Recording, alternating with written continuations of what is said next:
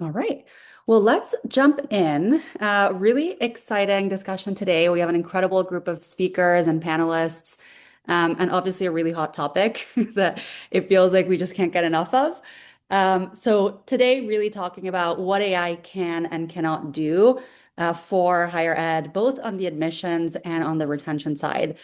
We hear so much talk about AI, so many different use cases, and so the idea with this panel is kind of doing a reality check, like what is AI great for, and then what is AI not so great for that we should probably not spend time exploring.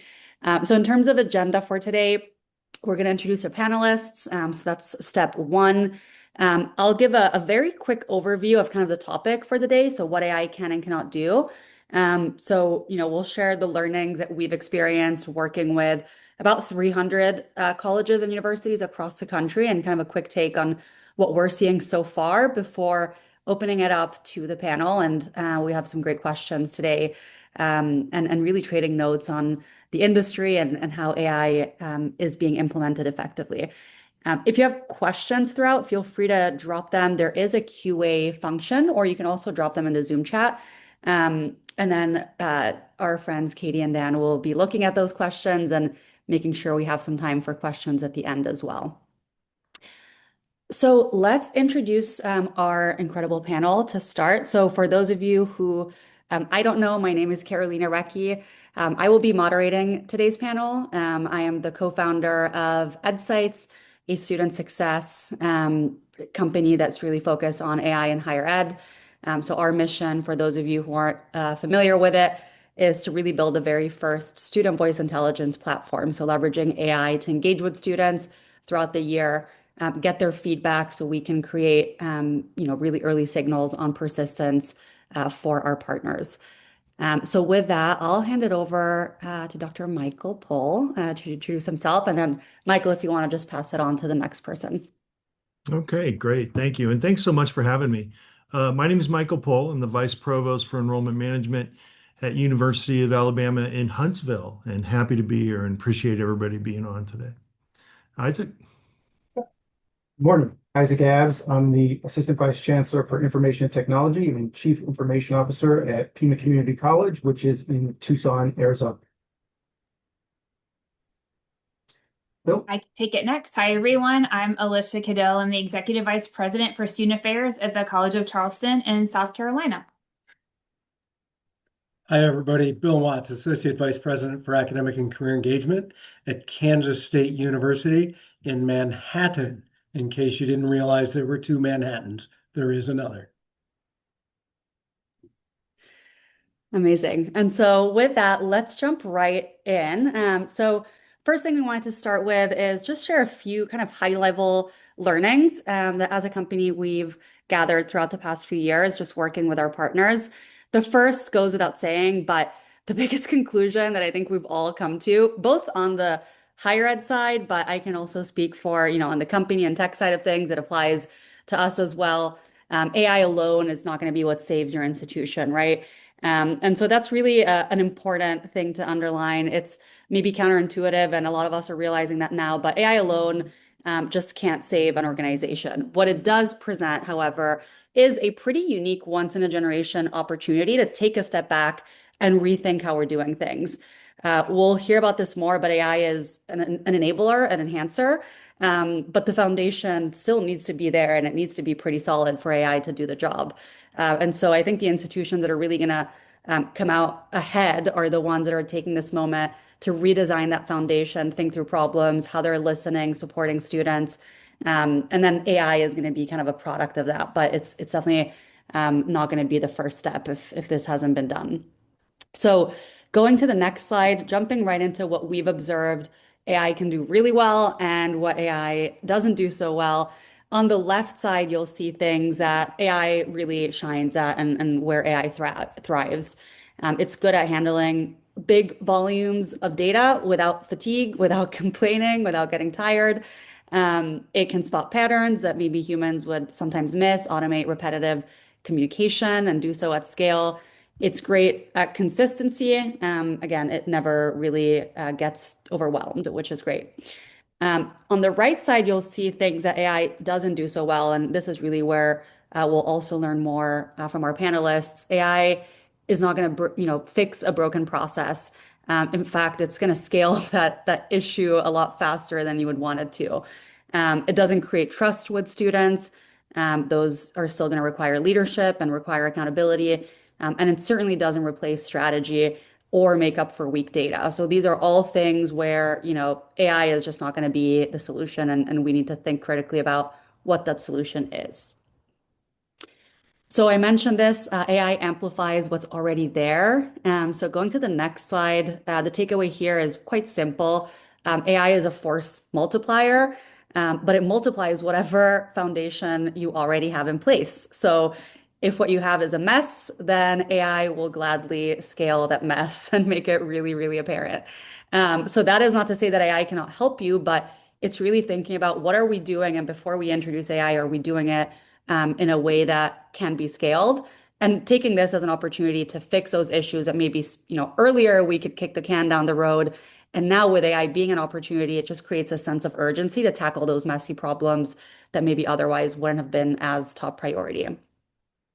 So going to the next slide, I did put together some examples of like big themes where we see our partners fall short when it comes to AI. So here are kind of the common traps. And again, these are the same traps that companies fall in, EdSights, our peers, like these are exactly the same themes. Really four buckets that we're seeing where most AI quote unquote failures really typically fall in one of these four: tools without a strategy, strategy without data, data without culture, and then culture without leadership. And so what we did is just included a quick example of like one of these buckets of challenges. So you may have a school launch a chatbot, but there's no one actually there who owns the escalation if something goes wrong. Or maybe you're using AI to build a really robust predictive model, or maybe set up an agent to do scheduling or an agent to send emails, do outreach, but the agent is being triggered on a really lagging indicator or really spotty early alert signal. So these are just some examples of where things can break if AI is not operationalized in a way that's really intentional. And so before kind of opening up the conversation with our panelists, just wanted to leave you all with three questions, which then if you go to the next slide, we included here. These are just helpful things to ask ourselves as we explore these initiatives.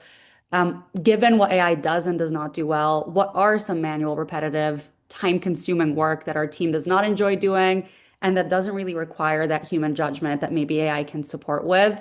Two, is there data that we should be looking at to feed AI that is more complete, more consistent? And what is our data looking like today? Is it ready for AI to act on it? Is it the best data? And then three, who will own that change if we do bring on AI? Because AI is not just a technology, it comes with, as we just discussed, oftentimes changing up a process or improving that process. And oftentimes the AI owner isn't necessarily this like super advanced technology expert. It's the change management, the person who's owning that change or that process who is going to be the best equipped to also understand how AI can work in it and should be in that room having that conversation. So making sure that there's a change management owner, not just a technology owner in the room. And then last thought before we open it up is really counterintuitive in some ways, but I think good news, which is in many ways AI is raising the bar on being human today. I think there's a lot of concern right now around, is AI going to make higher ed feel less human? Is it going to make our job less human? But the reality of what we're seeing is quite the opposite.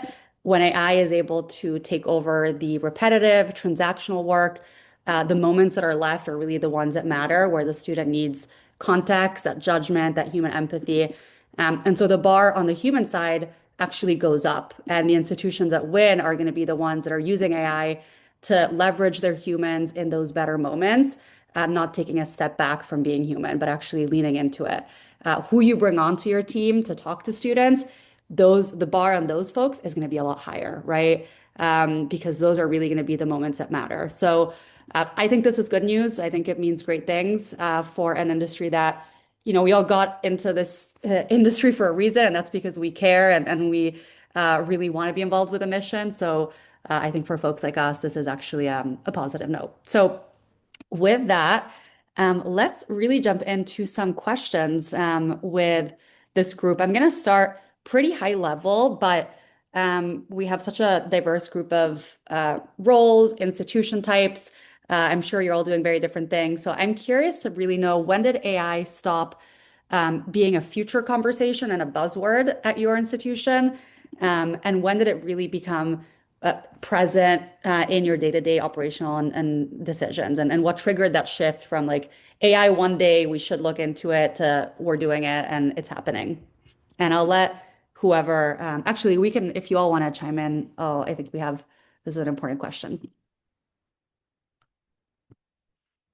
Well, I'm happy to go ahead and start. I mean, to me or to us, AI went from, I was scared. I knew I had to get on board. I was reading everything in my head was just a big old scrambled egg about it, to the point at which, I'm very comfortable with it. It's necessary. It does supplement the human element.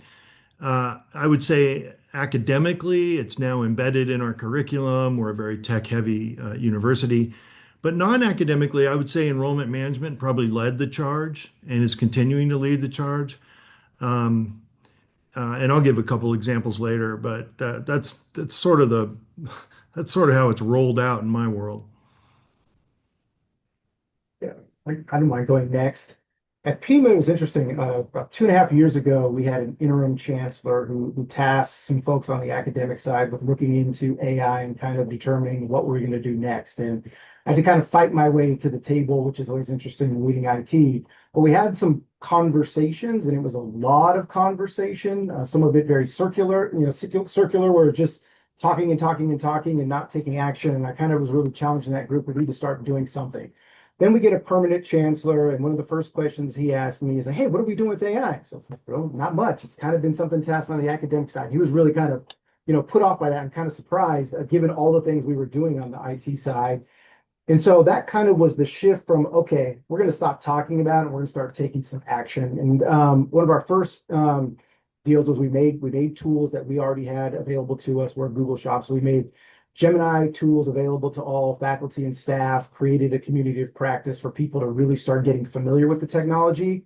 That led the charge that then led to rolling the same tools out to students. Actually, I think we just finished our first semester with those tools. So we really went from talking about it to kind of IT jumping in front and pulling the institution with, let's get it out there, get people familiar with it, and then go from there.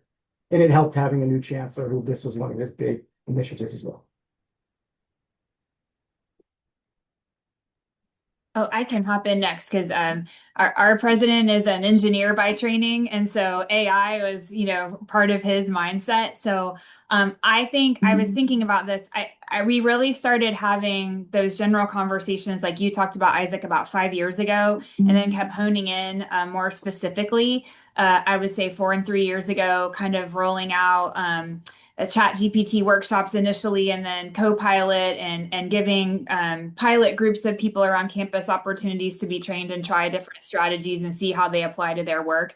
And we'll talk about this more, but I really think our implementation of EdSights and the chatbot was our really investment in how AI can really help on the student success front. And then for any of you that are in student affairs, cases started popping up in the honor code and using AI and started to require some policy changes and education for faculty and staff. And our campus overall has really embraced the ethical use and how to think about and educate students. And for any of you that are in the Southern region, our accreditation, our next 5-year quality enhancement plan is actually around AI literacy, and the ethics of using AI. So I think we're still obviously so early in all the potential, but it has been a conversation for 5 years and then some real activity intensely, I would say, for the last 3 years. I really appreciate the way Alicia framed that. And I'm going to add just a little bit because we're kind of on the same platform here in terms of time frame. But what I think is interesting is there's almost 2 different conversations going on. related to AI. And one I'm going to say is around the academic curriculum classroom. How is it going to impact teaching? How is it going to impact learning? That's one set of questions that has been, to Isaac's point, one where we've spent more time maybe circulating around. And then we've also got more of the action-oriented items that we can do now. The chatbots, EdSights as an example, some things we can do in the advising space. So I would also say in the most recent couple of years, we've started to see those two pathways kind of separate themselves. So folks who are ready to use for action-oriented things are able to do so while we're maybe still refining some of the questions that our faculty want to ask around curriculum use. That's a really good call out because they are kind of two completely different worlds, right? AI, especially, and this is very unique to higher ed in a way that is just doesn't translate in other industries. It's like AI in the classroom, and that's ultimately like the core product, right? The teaching and the learning. And then there's AI for kind of the internal operations of the institution and student support. But it's interesting to see how it sounds like it's really coming from different angles. Enrollment management at UAH, president at Charleston, IT, a bit of both at K-State, which is cool to hear. Are you able, any of you, to point to specific use cases where you feel like AI has actually reduced burden on your staff and made a difference in how you're supporting students, how responsive you're able to be, something that you'd call like a concrete, genuine win? I think I'm happy to start that one. I have a macro and a micro example, and both connected to EdSights and using our Clyde the chatbot.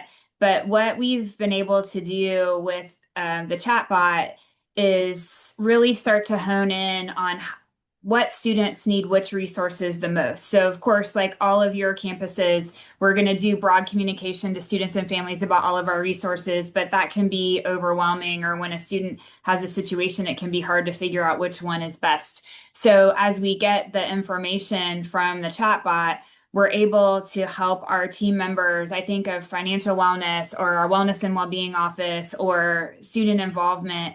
They can really look at which students have indicated that they may have most need or be most open or ready to use that resource. So instead of always doing blanket communication, they can really use their time and resources to get to students who have indicated in some way to us that they might have a need. So I think it's made us more efficient.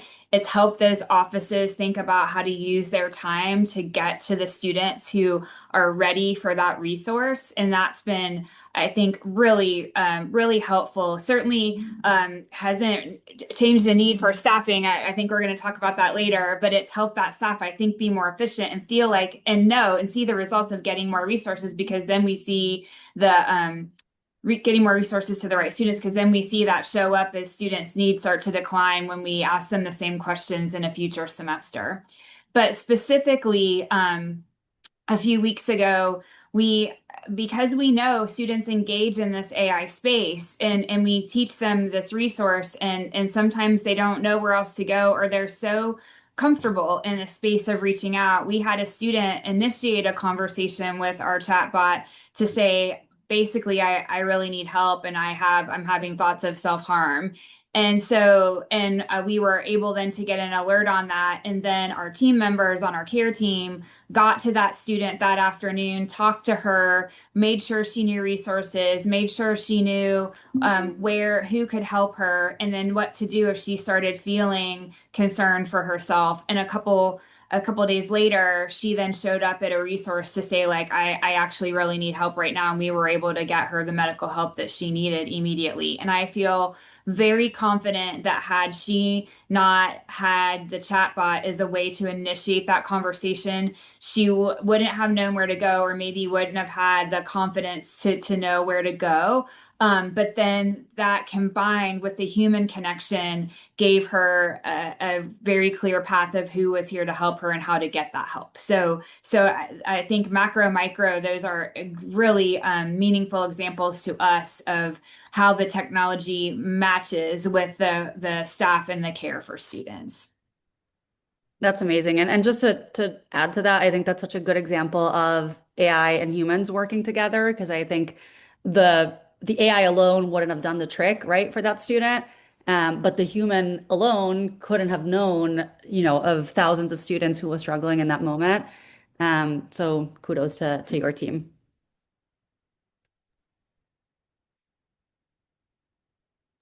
Anyone else have any specific examples or things you consider wins in terms of how AI has helped your campuses?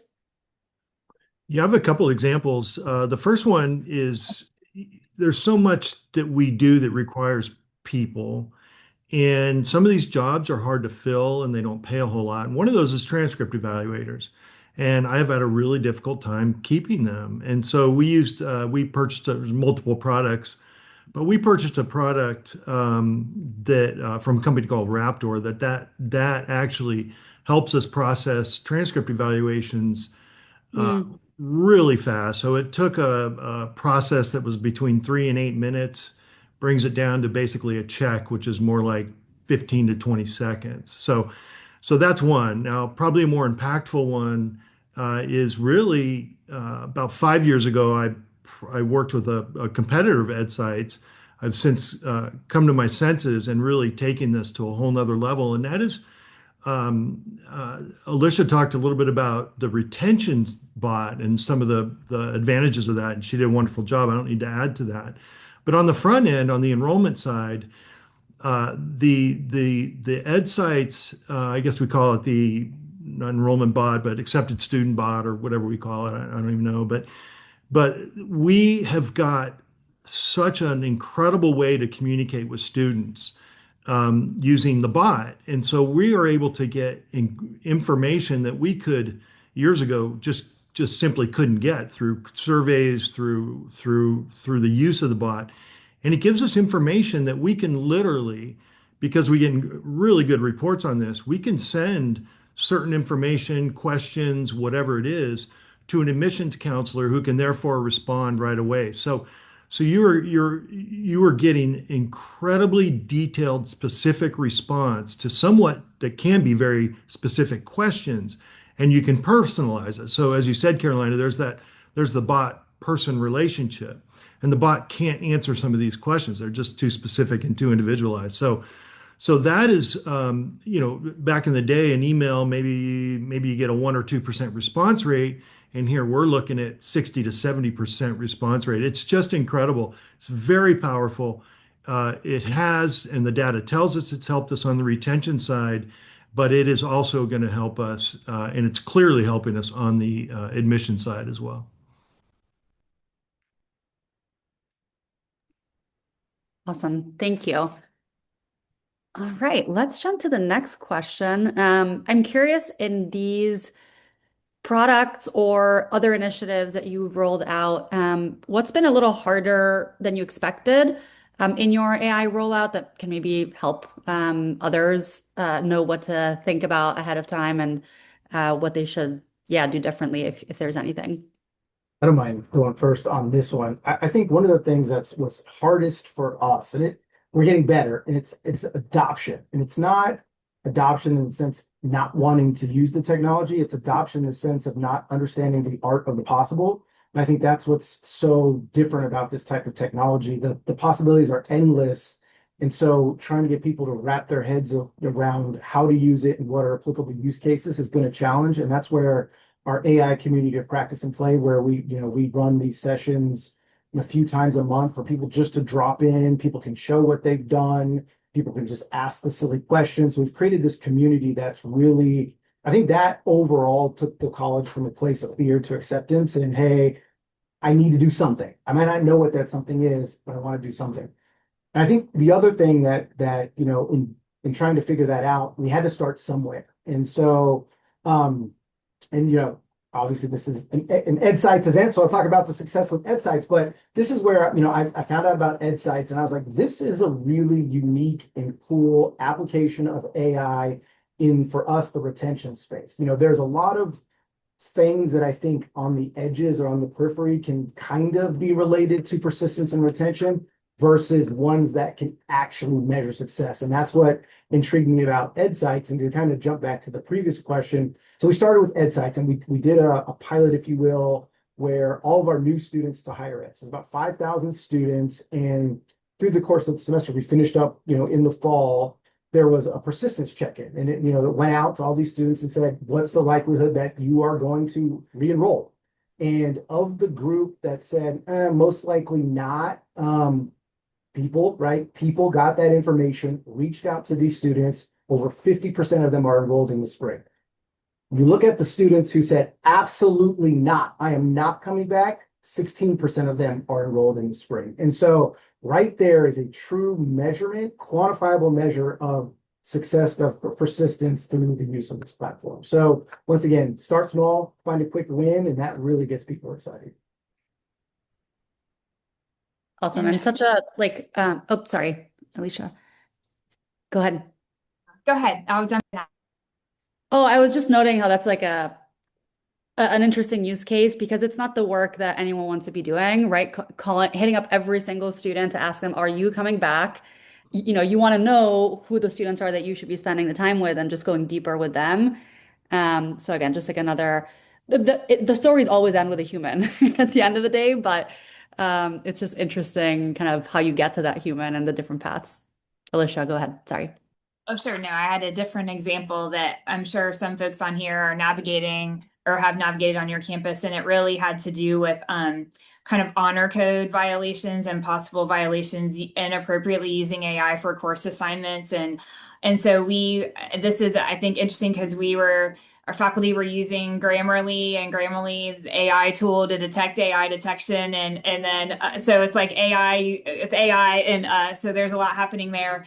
And it sort of, as we went through several honor code cases, it was becoming somewhat clear that probably wasn't the sole reason that there could possibly to use for evidence in an honor code case. So our Dean of Students office worked with a faculty committee to kind of help write our policies and our honor code around, and then for faculty who would be submitting possible violations, is we needed to have more pieces of evidence than just a Grammarly AI detector piece. So that was a lot of round and round and lots of cases and lots of frustrations by students. And I think it goes back to kind of, Isaac, what you were mentioning is, working with faculty who are designing assignments on how, maybe they have to do some assignment work or set up assignments a little differently, thinking about how students may use AI inappropriately or unethically. So we spent, I would say, probably a year trying to figure out how to navigate that and how to change policy and educate faculty, but certainly still honor faculty need for that level of academic integrity in their assignments. Yeah, I feel like that's a very relevant example to probably most folks. We spoke a little bit about the human and AI and what should be human, what should be AI. So I'll kind of double click there. How are you all drawing that line between what does get automated on your campuses and what remains human? Yeah, well, that line moves a lot, and It it's does. very That's hard to good. see. I'll say in my world, the world of enrollment, I have Yeah. to give projections, and that's just what we do. And I have to give them to the system and the president and boards and all those things. And missing those numbers can literally get you fired. And if so, I just did this yesterday just to make sure I was correct.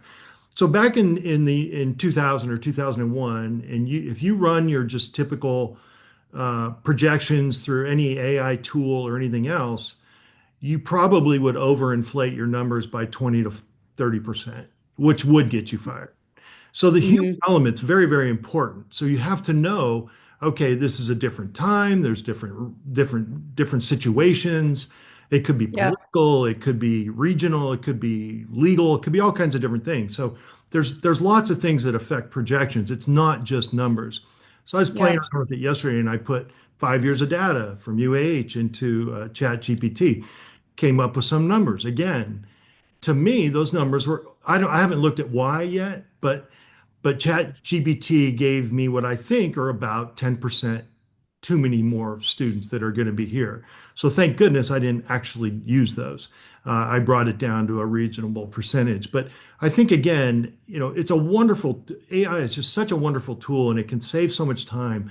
But it's really sort of trust but verify. And so Yeah. that's sort of where the lines are, at least in the projection world. I think that is such a like context, I guess, is like such a big thing that I mean, as much as you can provide that, I think having AI do the calculation, but then applying that layer of like what your competitors are doing, what you just heard in that board meeting, what you just heard from that policymaker that may or may not impact, there's so much more that gets sprinkled in, and that's going to be what differentiates, certain teams from others and certain students from other students, right? They're on the same page in terms of like they all have the same tool, but then how are you kind of building on top of that? So that's a cool example. Thank you, Michael. Anyone else in terms of the human and what remains AI? Yeah, I think on your first slides, Carol, you hit some of the key, what are the questions folks should be asking themselves, right? And the manual repetitive work that doesn't Hmm. require a human judgment, right? To put it simply, what are some of the transactional things that Yeah. our teams are engaged in? So that's one area I ask them to look at. But also, what are the human enhanced? Because it isn't Mm. just about transactional. And I'll use an example. We're launching a summarizing tool for our advising appointments. So when students and advisors are meeting, the tool can do an initial recording and suggest notes that then the Hmm. advisor, and if they want with the student, review those to save them to the case file, right? Rather than that advisor distracting themselves from the conversation, typing while they're talking, Yeah. and or taken 2 or 3 hand jotted notes that then 4 days later they try and go back and recreate and enter, right? So there's a time save, but nothing about that interaction is transactional, but it's a Yeah. chance to enhance the human experience so the advisor can pay close attention. So I think it's a both and with the transactional component, but also what are the ways it can enhance the human interaction. For sure. Like how can we make the human more human, and have that be something they are able to lean into, which today they aren't. And yeah, that's an awesome example of that. Well, speaking of advisors, obviously advisors, counselors, we love our frontline staff who is doing the work and having the conversations with students. And those are the ones who oftentimes are, most affected by these types of decisions. And Isaac, I loved what you said about faculty, and I saw there was a question there about how you're getting faculty excited. But that's a big part of change management is getting, the frontline workers on board because they're the ones who are going to benefit, but also not benefit if not rolled out correctly. And so, how are you thinking about the workforce implication and making sure you're bringing these folks with you along the journey and getting them excited? I think I can start that conversation. And I've thought a lot about this. And I'm sure our campus is like many of yours, and we're pretty leanly staffed. And as students continually change their, and their expectations and their family expectations for how we engage and support and connect with their students keeps growing. And that can put some burden on staff and kind of how to navigate all of the competing demands.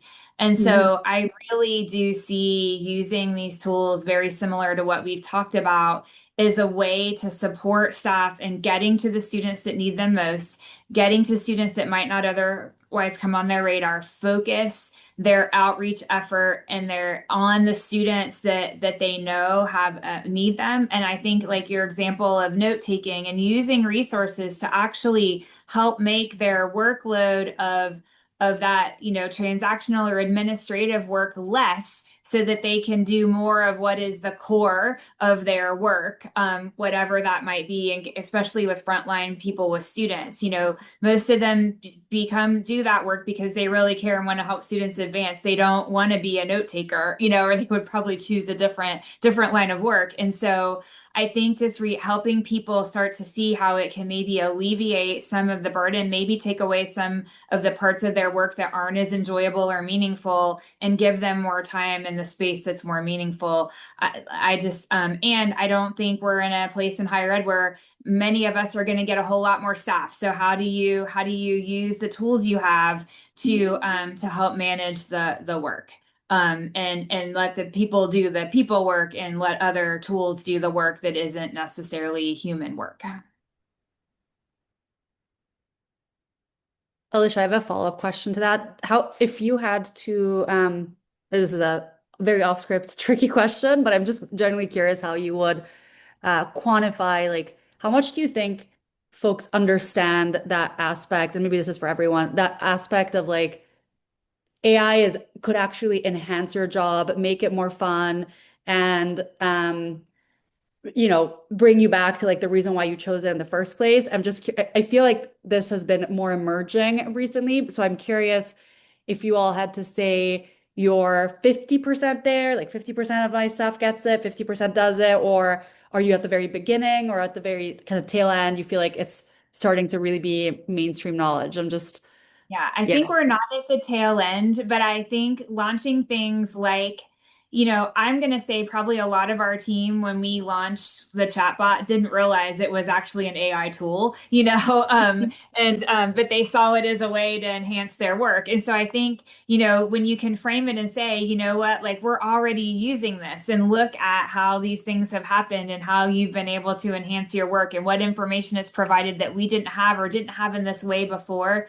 I would say we're making progress, but I also think you have to have a platform and to help communicate that information as well. And I think we need to create space and time for employees to really sit and think about, okay, like what are all the tools available? Which ones work the best for me? And how can I integrate them? And so they need, I think, some direction and guidance, and maybe even just some work time, some dedicated work time to think through these things and know what all the tools are. So I would say we have a lot of opportunity there to really make improvement. I'd like to chime in, and I think we're on a similar path. We're getting there. Maybe 60-40 in favor of. I can tell you, Faculty Senate was 85% in support of making tools available to students, right? So we are getting there. Yeah. But I also want to talk about like our next phase. So I talked about the AI community of practice and play, but now we are starting, what I call formal education opportunities for staff. So IT is leading the way with, AI 101. So we'll be a course, kind of professional development course we make available to all staff that has, kind of a learning component and a hands-on component to really, get familiar more so with the tools. How can I use the tools in my job? And then they'll be above the 101 will be, a track focused on how do I bring this into the classroom? How do I teach with this tool? And then there'll be, a track for operations. How do I use this to do X, Y, or Z on the operational side? But I really feel that until people are using it, trying it out, getting familiar and comfortable, it's hard to have that breakthrough. Yeah. Well, add a little bit. I'm going to suggest we're not as far along in that space. Maybe that's Kansas State, but I think broadly higher education is facing a lot of financial pressures right now, and we all know that. Our teams all know that. And so I think our teams, as much as we can position that this is an opportunity to elevate the meaningful, holistic human side of their work, we can tell them that, but the broader narrative that is in the world, that AI is replacing everybody's jobs, I think is really felt, especially by our early career professionals. And that's a lot of our frontline teams, that this is going to make their lives better, I think, in terms of the opportunity to work more closely, build the human relationships that you talked about early on, Carol. But we're facing a broader climate and fear factor around AI that I feel responsible for acknowledging as a change management leader. You talked about somebody owns the system, but somebody has to own the change management. So we need to be able to acknowledge to our teams that challenge is out there and that is real. But as we launch these tools, we need to make sure we're clear about what we're launching them for. Michael gave an example of transcript evaluation. that might have displaced a job, but it was a job he couldn't fill, right? So being sure we explain when it's going to displace a job and when it's going to enhance, so that we're not asking teams to do one more thing.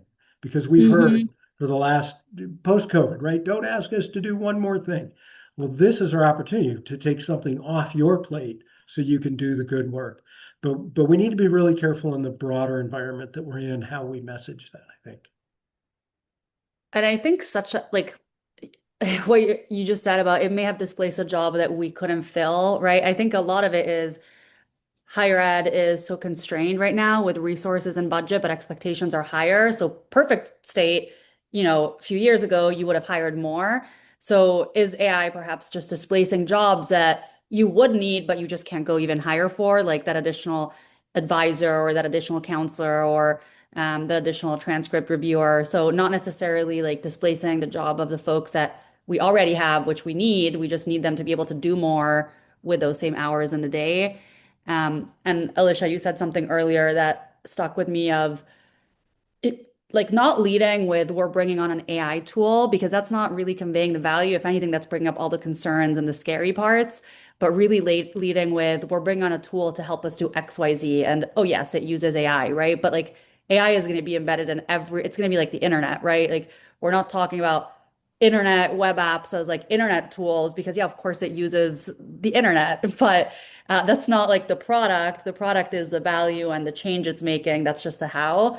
And I think being able to lead with the what, this is a why we're doing it is hopefully going to help folks kind of have that stick more than the job displacement if they're understanding how it's going to serve them. All right. Last question that I have for you all is really some advice for a peer institution and folks on this call. You've all done some pretty cool things with AI and you're all at different stages. So for someone who is, in a leadership position and feeling a little paralyzed by the pressure of doing something or having an AI strategy, what's one piece of advice that each of you would give to that peer so they can get started without getting lost in the hype or overwhelmed? I think that's just such a great question because we all find ourselves in that situation. And for me personally, I think, obviously I can be intimidating. For me, I would say you don't have to be a genius. You don't have to be cutting edge. You don't have to be the first one. But we Hmm. do all owe it to our institutions and specifically to our staff to continue to improve, continue to find efficiencies, continue to find ways to communicate with our students accurately and honestly. And AI is a tool, in my opinion, that can not certainly replace all those things we do, but enhance it and definitely improve it. Any other I, advice? I'm going to come back to early on. I think what I saw, I don't know if paralyzing is the right word I want to use, but slowing us was as we were conflating the academic purposes and reasons and uses of AI and the operational purposes and uses. Yep. And from a student retention and success side, I think one thing places can consider is focusing on operational. Many of the examples we've heard today, and that's partly because of who's in the room and the tools we're using, have been more operational. And I feel like the paralyzing kind of conversations are happening more when we're talking about the curricular components. So making sure you're trying to separate those and focus in an area where maybe there's less threat Totally. than in other areas.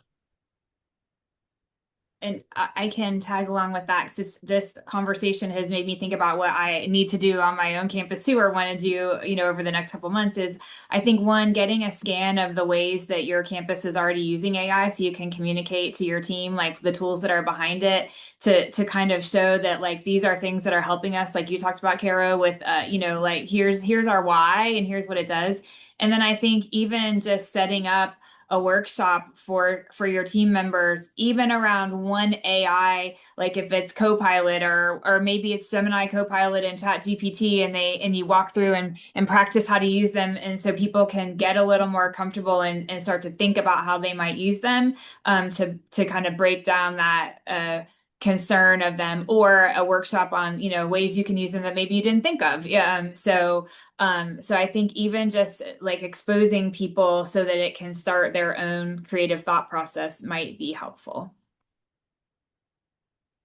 Yeah. Oh, just start somewhere, start small. I don't think you can afford to not use this technology. I think we know it's not going away. It's only going to evolve.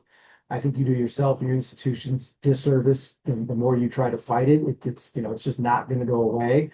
But also recognize everything's not going to go perfectly well, right? We've had our own misses. We early on deployed this chatbot that we thought was going to be amazing. It was a complete disaster. We had to pull the plug and go in a different direction. So you're going to have your misses. We're all going to have our misses.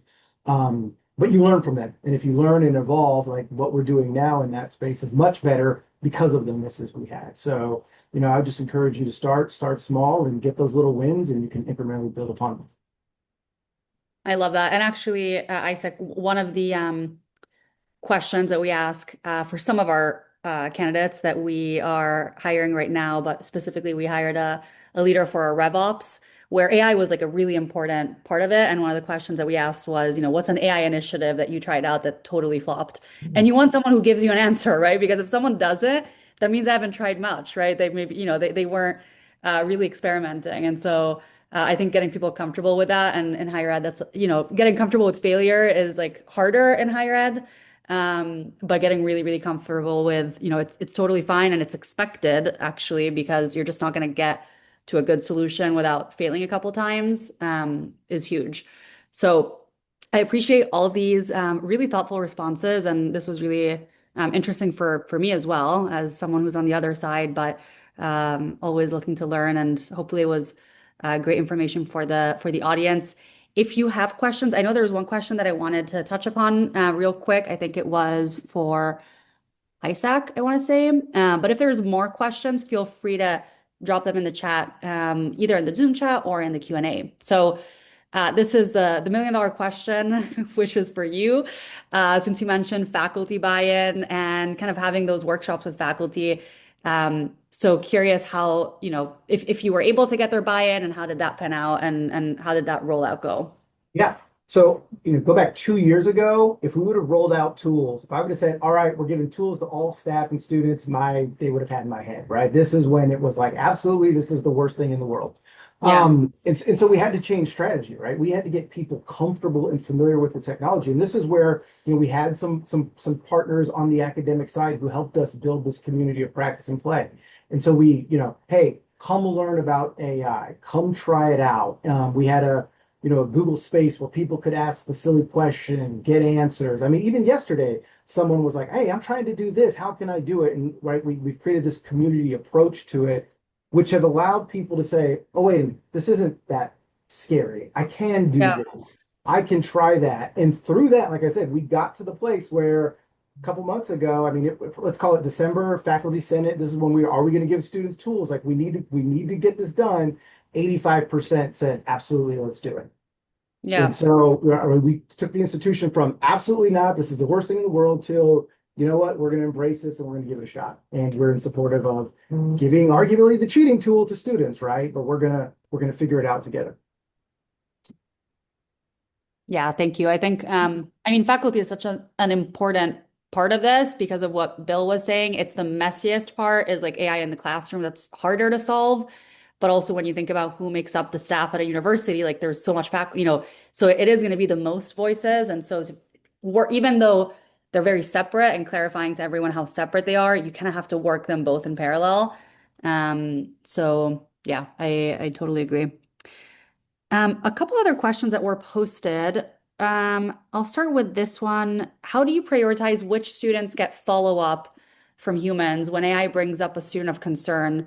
And how do you make it correlate to the AI to the outcome?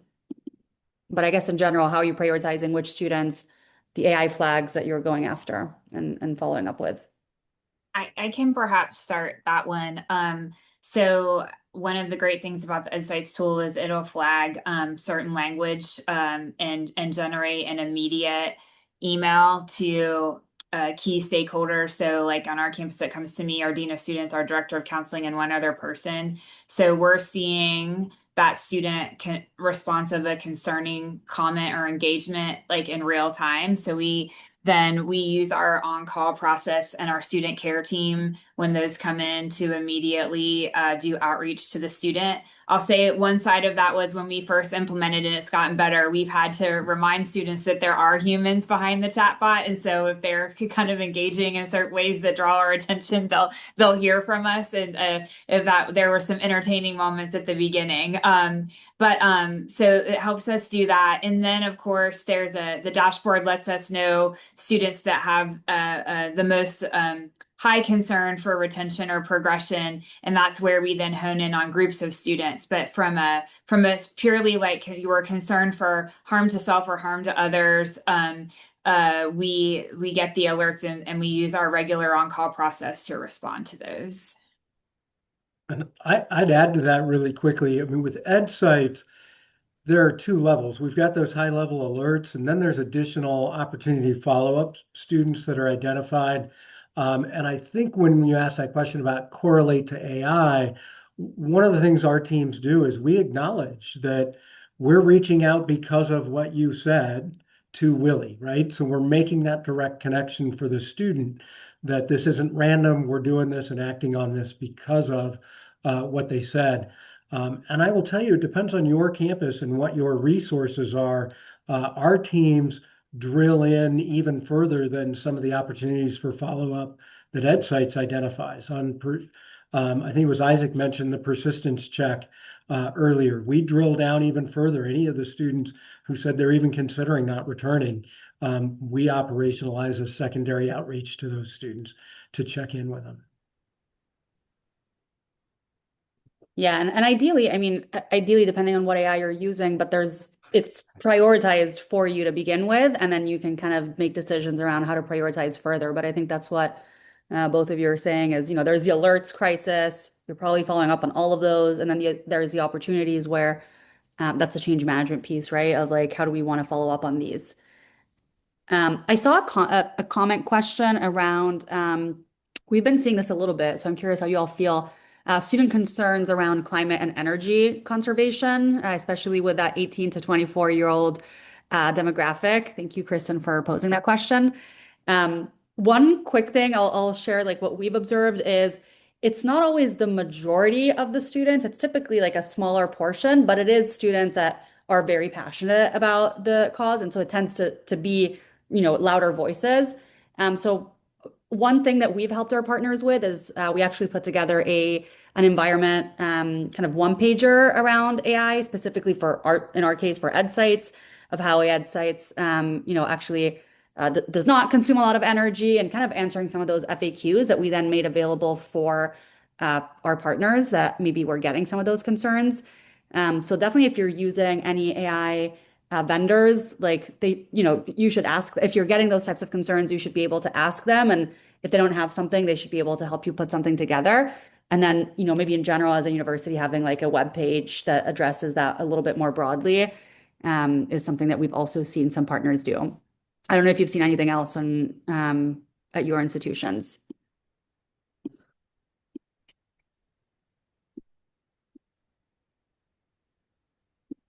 All right. Well, I think those are all the questions. Dan, feel free to jump in if I missed anything, but One in the I think, Q&A.